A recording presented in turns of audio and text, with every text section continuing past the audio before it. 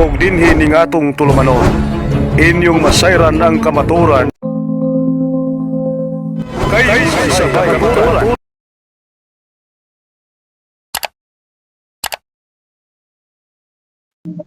Hello bro. Hello, Brad. Oh. Ano nga? Oh. Ano ba sadya mo talaga bro? Ba't gusto mo pumasok sa live bro? Magtatanong kami, pag-diskusyon ano bro? Um, magtatanong lang. Tatanong ka. So, anong gusto mo itanong? Tanong mo na ngayon. Ah,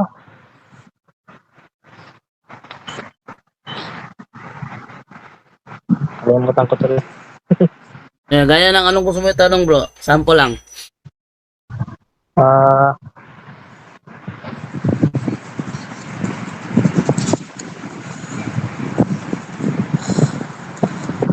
yung ano, yung mag yung magbautismo ng sanggol. Yan magbautismo ng sanggol. So, anong tanong mo po tungkol sa bautismo ng sanggol? Kasi galing din po kasi ako diyan sa sa Katolik kasi may ano kasi din may picture din kasi mama ko na bautismo din ako sa sa Katoliko nung sanggol pa ako. Ibig bang sabihin niyan ay ligtas na ba ako pag bautismo ka na sa pag sanggol ka? Yes, naligtas ka bro. Kaya nga kailangan mong ano yan maintain yan hanggang sa paglaki mo. Kaso, paglaki ng tao, nagbabago yung ugali, kaya nawawala yung kanilang kaligtasan. Ah, Hmm.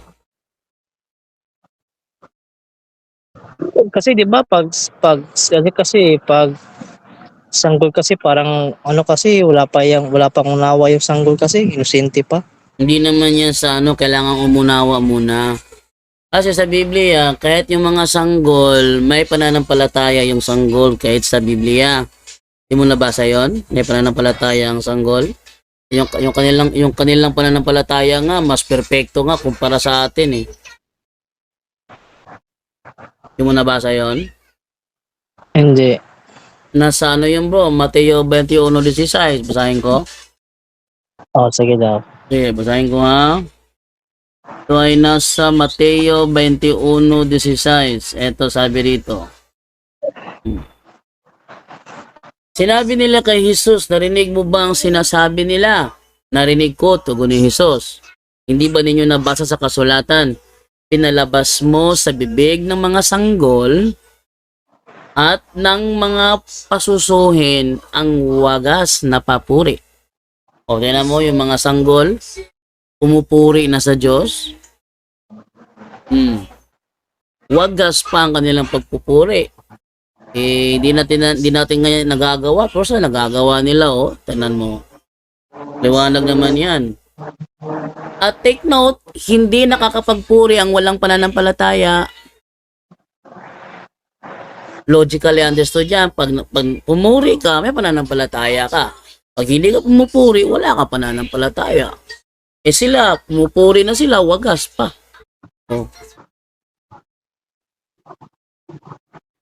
So, ibig mo bang sabihin, Brad, na kahit sanggol may pananampalataya na?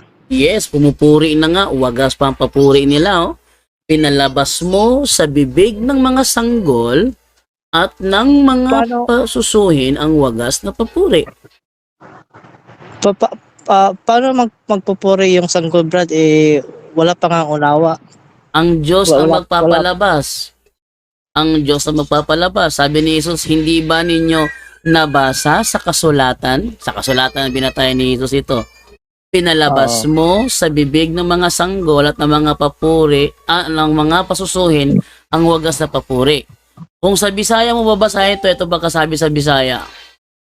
Oo, nakadungog ako. Wala ba day ka mo makabasa ni ining bahina sa kasulatan nga nag-ingon? Ang mga bata o ang mga masusugiban sa imo sa paghalad og hingpit nga pagdayeg kanimo.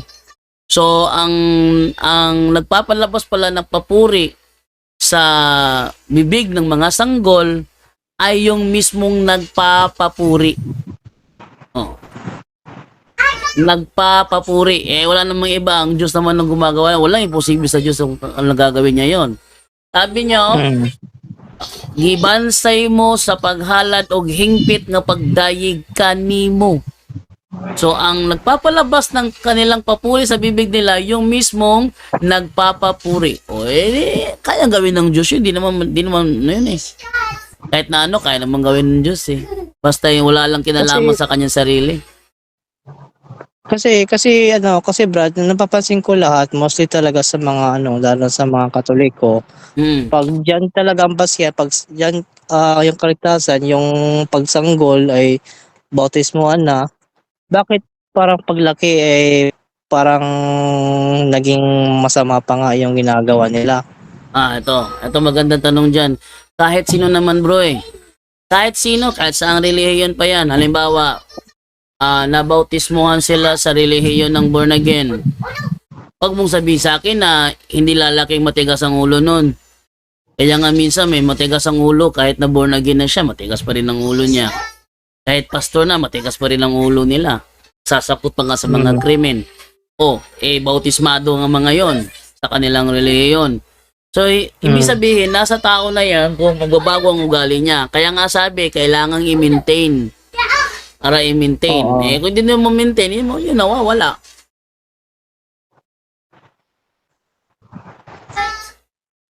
Kasi kung ano yun kasi Brad, kasi kung example kung dito sa amin, dito sa KOJC, kasi yung namin dito, pag gusto mo na magbautismo ng tubig, dapat may alam ka na sa salita ng Diyos. Hindi yan ang paraan ng Panginoon, bro.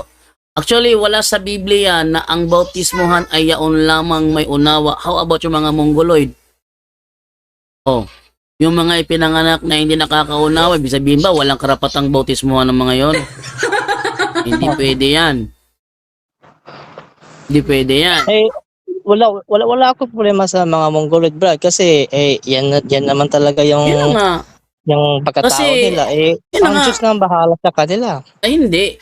Ang sabi sa Biblia, sabi ni Kristo, magsiyaon kayo sa mga bansa, gawin nyo silang mga alagad ko, gawin nyo sila kasama mga Mongoloid doon, na mga alagad ko, bautismohan nyo sila kasama mga Mongoloid doon, sa pangalan ng Ama, ng Anak at ng Espiritu Santo. Wala naman sinabing iilan lang yung bautismohan nyo. Wala rin sinabing malalaki lang ang bautismohan ninyo. Wala. Actually, wala sa Bible yung ganyang patakaran na ang babautismohan lang yung nakakaunawa. Wala sa Bible yan. Ang kailangan bautismohan niya lamang nagkasala. Wala sa Bible yan. Wala. Kasi Brad, lahat naman talaga tayo talagang dadaan talaga sa bautismo ng tubig kasi yan naman talaga sa kasulatan Kasi alam mo na kasi 'di ba, yung simbolo ng tubig ay yun yung kamatayan ni Jesucristo, 'di ba? No, ang para sa amin, ang bautismo ay pagkikipag-isa kay Kristo.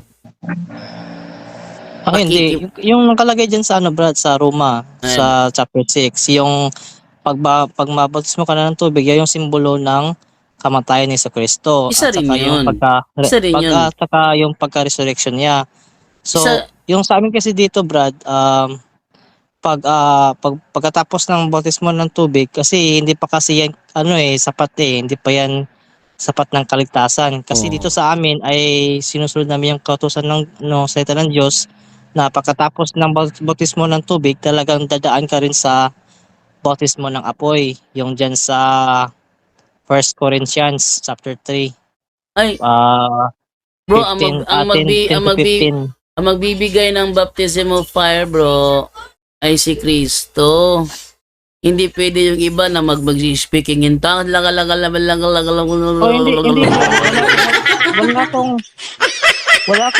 Wala akong sinabi na na hindi ba si Kiboloy sa kanyang performance speaking tongues kunwari si Kiboloy?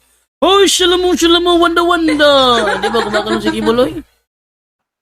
Brad, alam mo, kahit mag-speak in tongues ka pa hindi naman talaga dyan ang basya ng kaligtasan Yun. Ang basya ng kaligtasan. Hindi ako naniniwalang speaking tongues yun. Sinadya yun Ito bro, sabi sa Galatia 3:27, ganito ang aming paniniwala. Si Kristo mismo ang inyong isinuot na parang damit nang kayo ay nabautismohan sa inyong pagkikipag-isa sa Kanya. Sa Bisaya niya, nang sabi ganito, ibunyagan kamo aron mahiusa kang Kristo. Yung mga sanggol, binibinyagan namin yan para maipaisa kay Kristo. Yan ang reason. Kung nakakatindi ka naman ng Bisaya ibunyagan ka mo aron mahiusa kang Kristo. Yan ang reason ay binibinyagan lang ang mga sanggol para mahiusa kay Kristo.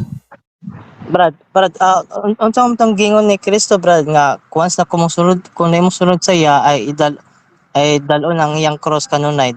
Pasan ang iyang cross kada adlaw. Ibig sabihin nun, handa mong tanggapin ang mga pagsubok na darating sa buhay mo. Yung mga sanggol naman, paglaki naman no, may mga pagsubok ding darating sa buhay nila na kailangan nilang pasanin. Bakit? Wala bang darating sa buhay nila pag sila lumaki? Siyempre may darating din, pero si Kristo nga dumating sa kanyang pagsubok paglaki na niya kasi lahat kasi tayo ay may kasalanan, kaya yun. kaya sa amin kasi dito dapat dadaan tayo ng apoy. Bro, yung sa amin bro, yung baptism of fire. Brad, okay lang ko magtawag ako sa iyo mamaya kasi may pa kasi ako. Mag-drive pa kasi ako. Okay lang mamaya tawagan kita. Oo, sa Messenger. Anong oras? Anong oras? Maya siguro, kahit pinakamataga 1 hour, okay lang. Mga 1 hour tawagan kita. Tinanong ko lang kung hindi available ba ako mamaya mga 1 hour. Kung hindi ako available, di ako makasagot. Mag-text na lang ako sa iyo mamaya. Sige bro, sa sige Messenger. bro. Sige. Sorry, Brad, wrong timing lang. Sige. Mamaya. Sige. Okay, salamat. Yun. So, maya-maya konti. Try natin. Yun ay alipores ni Apollo Kibuloy. Yung napapatawag. Matagal na niya gustong pumasok. Kaso nga lang, magkaiba yung ating panahon, ilang minuto lang ma-offline na kaagad siya. Siya ay nasa Hawaii ngayon at sa kanila ngayong oras na ito is 10:28 p.m. Tingnan natin ha. 10:43 p.m. na sa kanila ngayon. So, gabing-gabi na. Mamaya mga 1 hour, sabihin mga 11:43 na naman siya tatawag. 11:43, malapit alas 12. So ating lang hintayin ang kanyang pagtawag mamaya at ating i-connect na lang sa ating ginagawa. Maraming salamat po at balik tayo mamaya. Chihu! Okay, at yun po ang tumawag sa atin kahapon na alipores ni Apollo Kibuloy, yung kanyang disipulo. Hindi po ako naka-accept sa next niyang call kasi may ginagawa na kami, no. Hindi na ako available, hindi ko na nasagot. Kung sakali may ibang pagkakataon, kinang umaga, tinawagan ko siya kaninang umaga, siya naman ang hindi available. So baka may ibang pagkakataon, pagbigyan natin ulit yung ating bisita na si Argel Pagara. Isa siya sa mga disipulo ni Apollo Kibuloy. Okay? So, paalam na po sa inyong lahat at babay na po muna ako. Chihu! Ug inyo nang nabati ang mga kamatuoran dinhi ning atong tulumanon. Kay sabay kamatuoran. Ako lang hinaot, kadaghang kamog nakatunan. Daghang salamat.